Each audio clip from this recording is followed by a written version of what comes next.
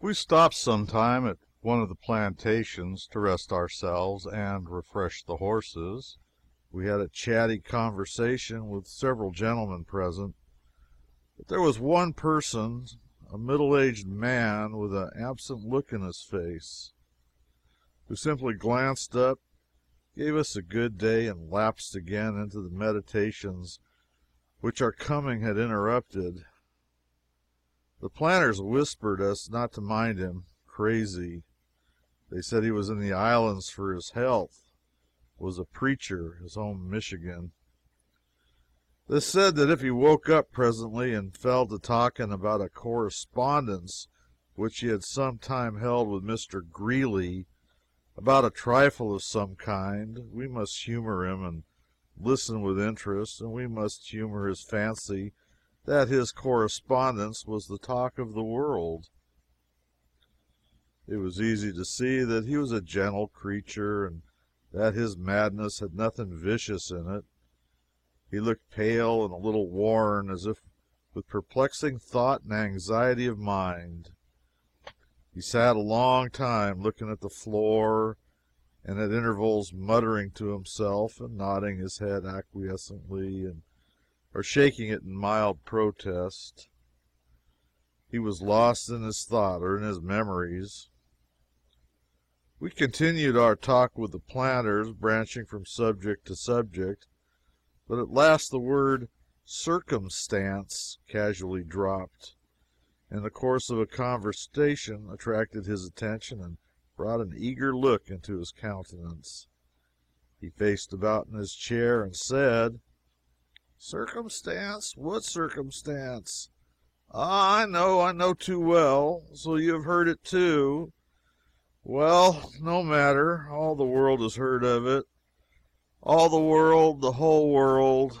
It is a large world, too, for a thing to travel so far in, now isn't it? Oh, yes, yes. The Greeley correspondence with Erickson has created the saddest and bitterest controversy on both sides of the ocean, and still they keep it up. It makes us famous, but at what a sorrowful sacrifice.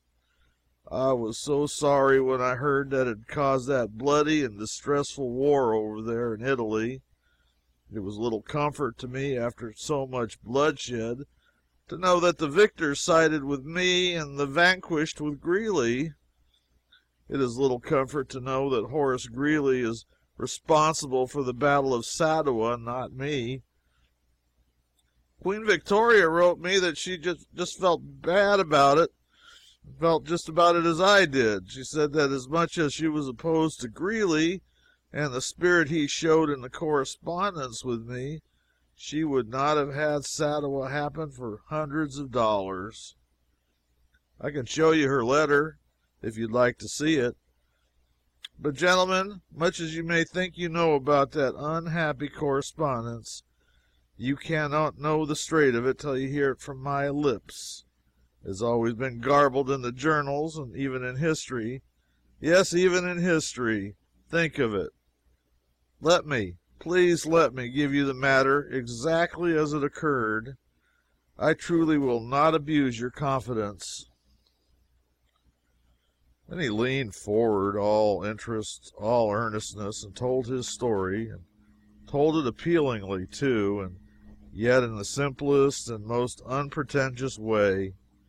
Indeed, in such a way as to suggest to one and all that this was a faithful, honorable witness, giving evidence in the sacred interest of justice and under oath. He said: "Mrs. Beazely, Mrs. Jackson Beazely, widow of the village of Campbellton, Kansas, wrote me about a matter which was near her heart, a matter which many might think trivial, but to her it was a thing of deep concern. I was living in Michigan then, serving in the ministry. She was and is an estimable woman, a woman to whom poverty and hardship have proven incentives to industry in place of discouragements. Her only treasure was her son William, a youth just verging upon manhood, religious, amiable, and sincerely attached to agriculture. He was the widow's comfort and her pride, and so, moved by her love for him, she wrote me about a matter, as I've said before, which lay near her heart, because it lay near her boys. She desired me to confer with Mr. Greeley about turnips. Turnips were the dream of her child's young ambition. While other youths were frittering away in frivolous amusements the precious years of budding vigor which God had given them for useful preparation, this boy was patiently enriching his mind with information concerning turnips. The sentiment which he felt towards the turnip was akin to adoration. He could not think of the turnip without emotion. He could not speak of it calmly. He could not contemplate it without exaltation. He could not eat it without shedding tears.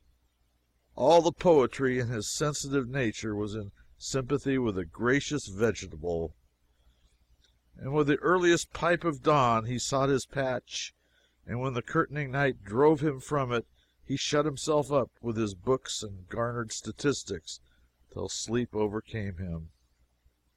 On rainy days he sat and talked hours together with his mother about turnips.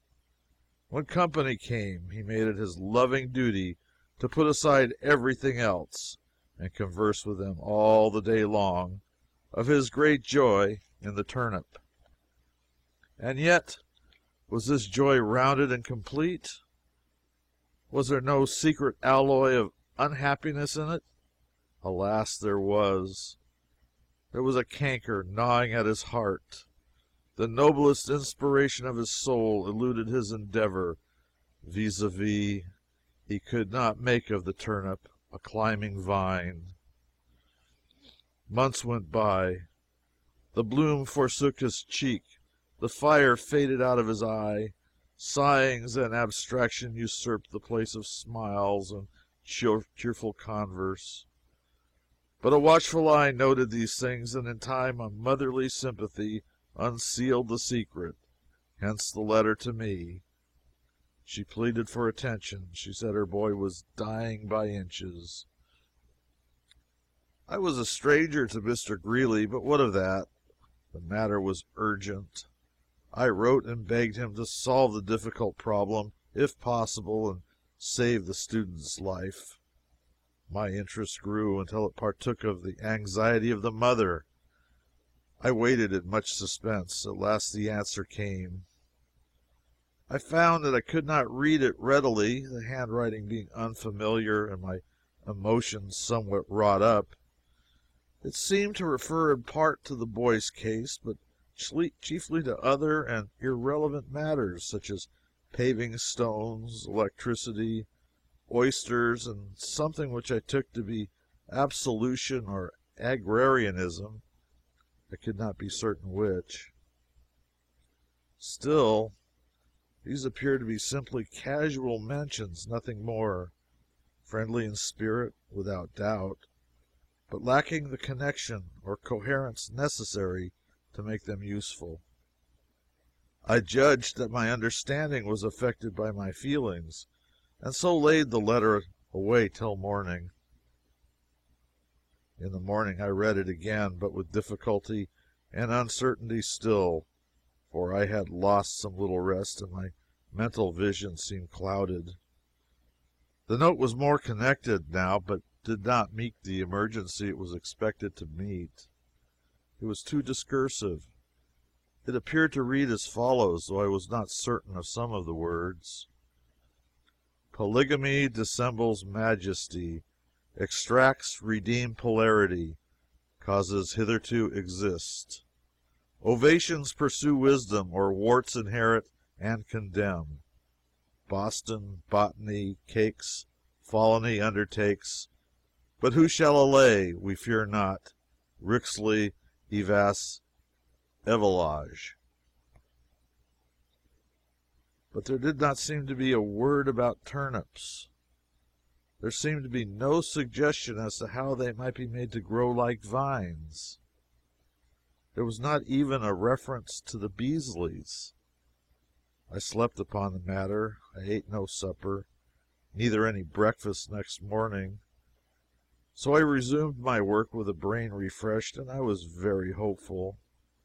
Now the letter took a different aspect, all save the signature, which I latter judged to be only a harmless affectation of Hebrew. The epistle was necessarily from Mr. Greeley, for it bore the printed heading of the Tribune, and I had written to no one else there. The letter, I say, had taken a different aspect, but still its language was eccentric and avoided the issue. It now appeared to say, Bolivia extemporizes mackerel, borax esteems polygamy, sausages wither in the east, creation Purdue is done, for woes inherit one can damn, buttons, corks, geology underrates, but we shall allay. My beer's out, Rixley, Hevas, Evilage. I was evidently overworked. My comprehension was impaired. Therefore, I gave 2 days to recreation and then returned to my task greatly refreshed. The letter now took this form: Poultices do sometimes choke swine. Tulips reduce posterity, causes leather to resist. Our notions empower wisdom. Her let's afford while we can. Butter but any cakes, fill any undertaker. We'll wean him from his filly. We feel hot. Rexley, Evas, Evalage. I was still not satisfied. These generalities did not meet the question.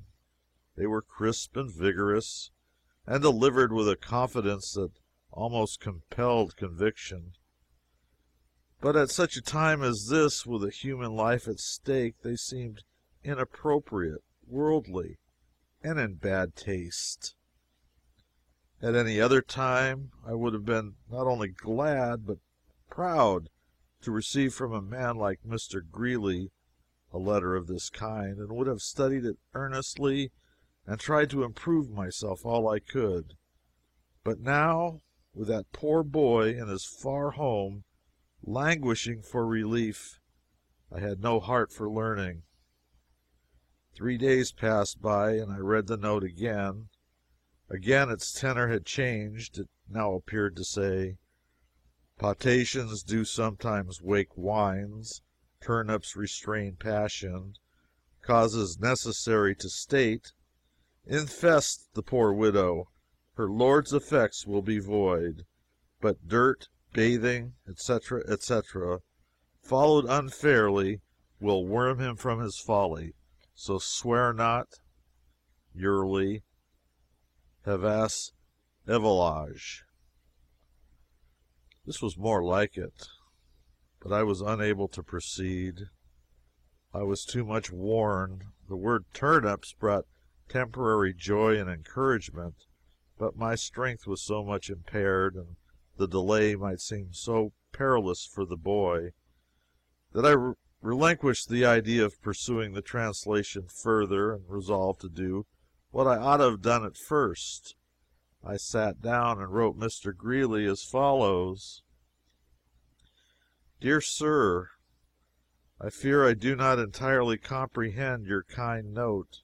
It cannot be possible, sir, that turnips restrain passion.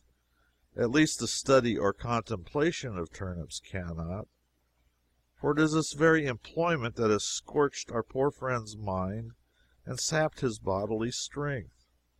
But if they do restrain it, will you bear with us a little further and explain how they should be prepared?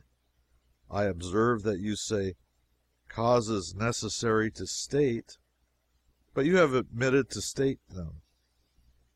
Under misapprehension, you seem to attribute to me interested motives in this matter, to call it by no harsher term, but I assure you, dear sir, that if I seem to be infesting the widow, it is all seeming and void of reality. It is from no seeking of mine that I am in this position. She asked me, herself, to write you. I have never infested her. Indeed, I scarcely know her. I do not infest anybody. I try to go along in my humble way, doing as near right as I can, never harming anybody and never throwing out insinuations. As for her lord and his effects, they are of no interest to me. I trust I have effects enough of my own, shall endeavor to get along with them at any rate, and not go mousing around to get hold of somebody's that are void. But do you not see? This woman is a widow. She has no lord. He is dead, or pretended to be, when they buried him. Therefore, no amount of dirt, bathing, etc., etc., howsoever unfairly followed, will be likely to worm him from his folly. If being dead and a ghost is folly, your closing remark is as unkind as it is uncalled for. And if report says true, you might have applied it to yourself, sir, with more point and less impropriety. Very truly yours, Simon Erickson. In the course of a few days, Mr. Greeley did what would have saved a world of trouble and much mental and bodily suffering and misunderstanding if he had done it sooner. To wit, he sent an intelligible rescript or translation of his original note, made in a plain hand by his clerk. Then the mystery cleared, and I saw that his heart had been right all the time. I will recite the note in its clarified form. Translation: Potatoes do sometimes make vines, turnips remain passive. Cause unnecessary to state. Inform the poor widow her lad's efforts will be vain. But diet, bathing, etc., etc., followed uniformly, will wean him from his folly. So fear not. Yours, Horace Greeley. But alas, it was too late, gentlemen, too late. The criminal delay had done its work. Young Beazely was no more. His spirit had taken its flight to a land where all anxieties shall be charmed away, all desires gratified, all ambitions realized. Poor lad! They laid him to his rest with a turnip in each hand. So ended Erickson, and lapsed again into nodding and mumbling and abstraction. The company broke up and left him so. But they did not say what drove him crazy. In the momentary confusion, I forgot to ask.